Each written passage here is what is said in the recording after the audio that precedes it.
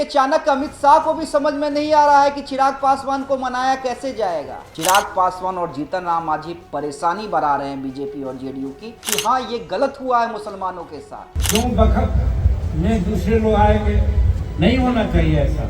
हम जीतन राम मांझी और उपेंद्र कुशवाहा नहीं है कि हमें लॉलीपॉप दे के आप हमें मना लेंगे। संशोधन के लिए भी लड़ूंगा और कहूँगा कि जब मुसलमान की संस्था है तो मुसलमान की संस्था में मुसलमान ही रहे। सारा प्रेशर बनाया गया है चिराग पासवान के द्वारा, वो इसलिए बनाया गया है कि सीटों को लेकर हम कॉम्प्रोमाइज नहीं करने जा रहे हैं। अब मजा लेने की बारी तेजस्वी यादव और लालू यादव। देखिए बीजेपी और जेडीयू बड़े मजे ले रही थी।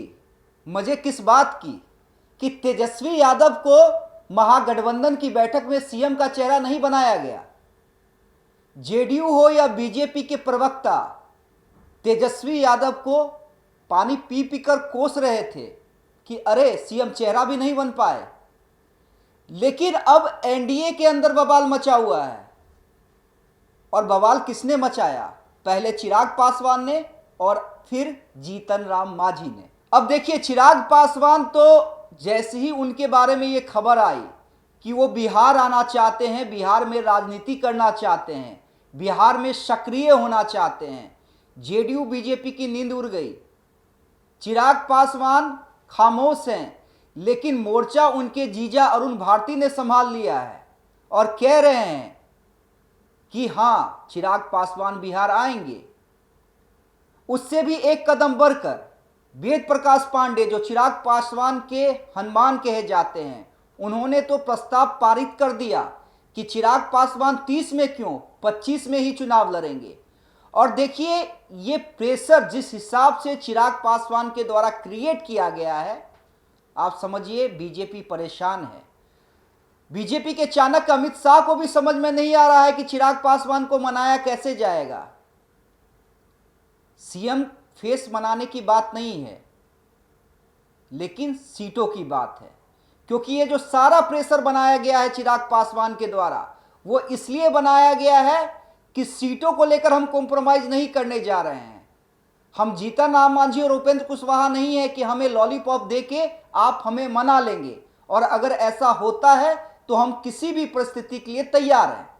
यही आप लोकसभा चुनाव के समय में देखिए, जब मीडिया में चिराग पासवान को लेकर तरह तरह की खबरें चल रही थी।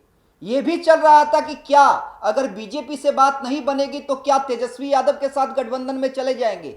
चिराग खामोश थे, चिराग एक शब्द नहीं बोल रहे थे। चिराग ने तब अपनी प्रतिक्रिया दी जब बीजेपी के द्वारा यह ऐलान किया गया कि चिराग पासवान को 5 सीटें दी जा रही हैं, और हाजीपुर सहित 5 सीटें। चाचा पारस को एक भी सीट नहीं दी गई। उसके बाद चिराग पासवान मीडिया के सामने नजर आते हैं। चिराग पासवान की स्ट्रेटेजी पे हम और भी बात करेंगे जब तक चिराग पासवान के द्वारा कोई बयान नहीं आ जाता। लेकिन चिराग पासवान के बाद अब जीतन राम मांझी किस तरह से परेशानी बढ़ा रहे हैं सीट को लेकर। जो उनकी डिमांड है, कभी 60, कभी 40, कभी अपने प्रत्याशी का ऐलान कर देना पूर्णिया जाकर, वो तो हम सब ने देखा है।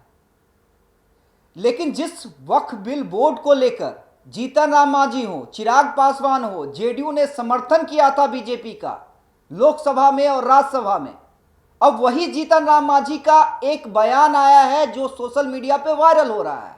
उन्होंने वक्फ बिल बोर्ड को लेकर यह कहा है कि हाँ ये गलत हुआ है मुसलमानों के साथ।